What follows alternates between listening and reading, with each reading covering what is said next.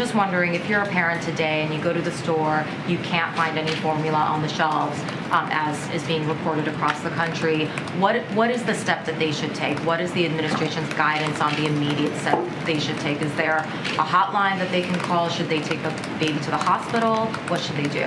Well, I would say those are important public health questions, but what I can report on here, taking every step we can to ensure there is supply on store shelves. But beyond that, that's what I can read out for all of you from here. Since you said it was a public health question, which agency should that question be directed to? Just the very practical, immediate question of, if you can't find formula and you need it for your baby to eat, what should they be doing? We would certainly encourage any parent who has concerns about their child's health or well-being to call their doctor or pediatrician. AAA is saying, record high nominal gasoline prices again today, but Americans are also seeing news about oil leases and auctions not going forward. What was the administration's thinking on not having those auctions? Well, the Department of Interior, they have put out some comments on this, and what they have made quite clear is that the Cook Inlet cancellation, which you're referring to, was due to a lack of industry interest, and the Gulf sales were as a result of delays due to a number of factors, including conflicting court rulings. So those were the two areas where you've seen the pause. The president's comments last night. He went off about MAGA again. MAGA King. Yes, King he MAGA. referred to former President Trump as the ultra MAGA king. He's been decrying ultra MAGA Republicans and saying he's going to be doing it more. But Hillary Clinton expressed some regret not too long ago for referring to Trump voters as deplorables who couldn't be redeemed.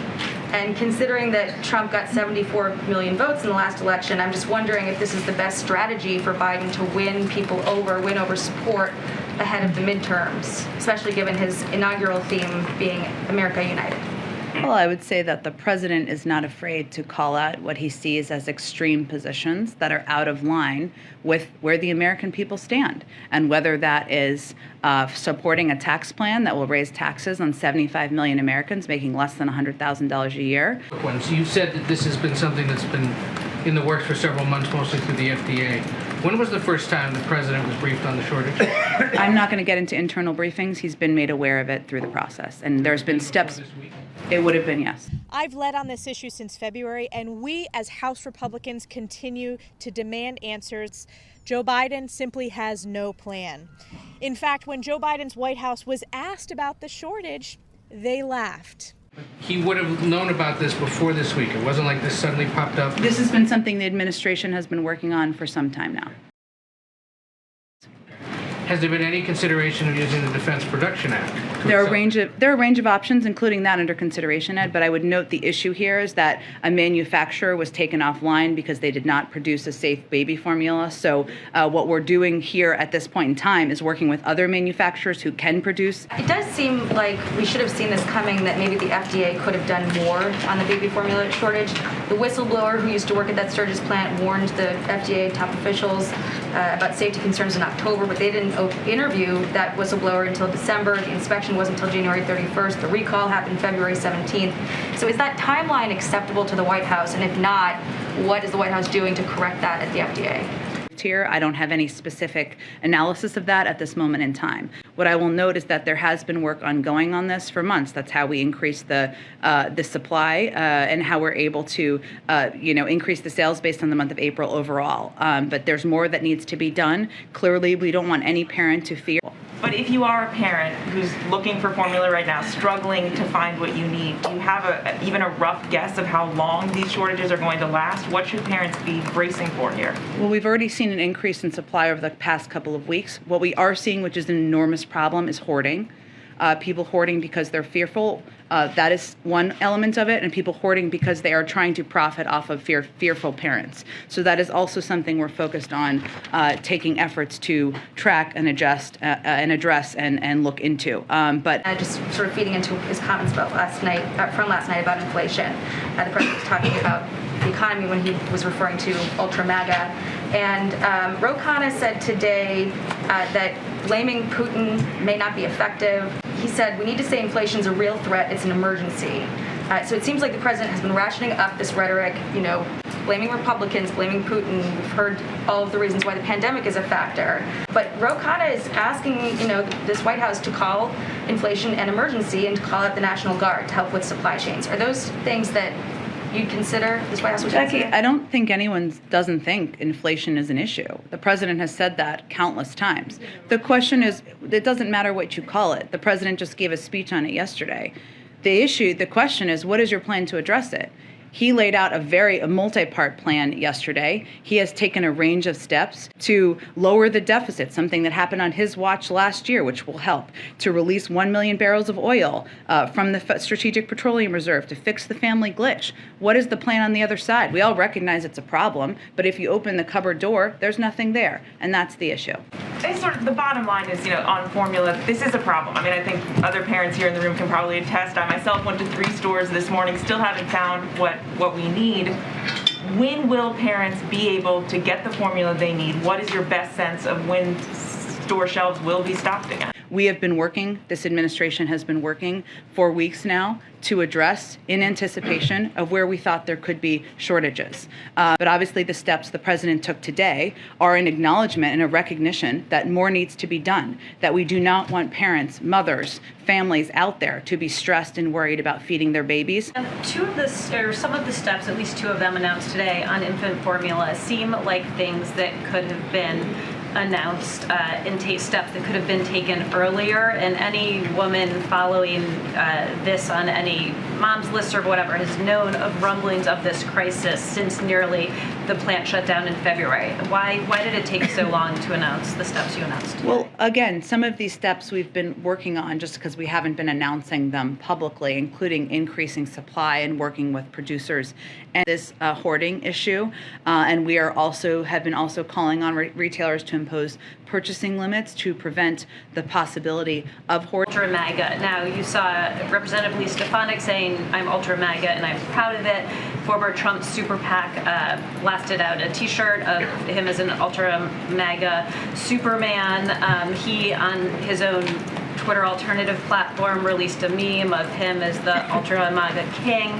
I guess I'm curious what the administration makes of Republicans and the former president sort of co-opting this and elevating what President Biden clearly intended as a pejorative. If they're embracing the importance of fighting Mickey Mouse over virtually any other issue, I guess that's their platform. Good for them. We're happy to have a debate about that. With what the president heard today, does he believe that we'll have the tools to bridge what could be a 2-month plus shortage? Well, I would say that the president is going to continue to use every tool we have in order to bridge that gap. And this has been work that has been underway for weeks and months now to make sure that shelves are stocked. It also includes ensuring that lower income families can access different brands of baby formula by working with the WIC for the exemptions for the WIC program. So we recognize that this is certainly a challenge for people across the country, something the president is very focused on. Ultra MAGA rollout. The president has talked a lot about sort of what he thinks the Republican Party now stands for. He's also, thrown out some tough language, saying they were petty and mean-spirited and sort of cowering to former President Trump. Does he? But he's also said he's been surprised by that. Does he still feel like the fever will break in Washington? Well, you mean in terms of the Ultra MAGA followers of the former president? If Ultra MAGA, as he says, controls the party, that would be the party that he thought would come around. Well, I just want to make sure I'm understanding your question. Are you asking me if he thinks that there will ever be a period of time where there will not be a Ultra MAGA party, or if Does he feel like there will be a period in time when he is president in which the Ultra MAGA wing of the Republican Party doesn't control it and that the fever will break in Washington? Well, that's certainly his hope. And staying on Ultra MAGA and the Rick Scott stuff, Yeah. Obviously the president himself is not subject to the Hatch Act, but as the midterms start to take over basically everything, can you just talk about how the White House is navigating the distinction between political speech and official events? For and what the president is doing, or how he spends his time? In terms of the appropriateness of making explicitly political or campaign-focused messages during official White House events. Well, I would say that I am subject to the Hatch Act, as I've noted, in a sternly written letter to me. But the president is not, as you know, and he is the leader of the Democratic Party. Okay? You said in February that no money from a $30 million harm reduction program would fund distribution of crack pipes in safe smoking kits. The Washington Free Beacon reported that they went to harm reduction facilities in 5 cities, and all of those facilities had crack pipes in their kits.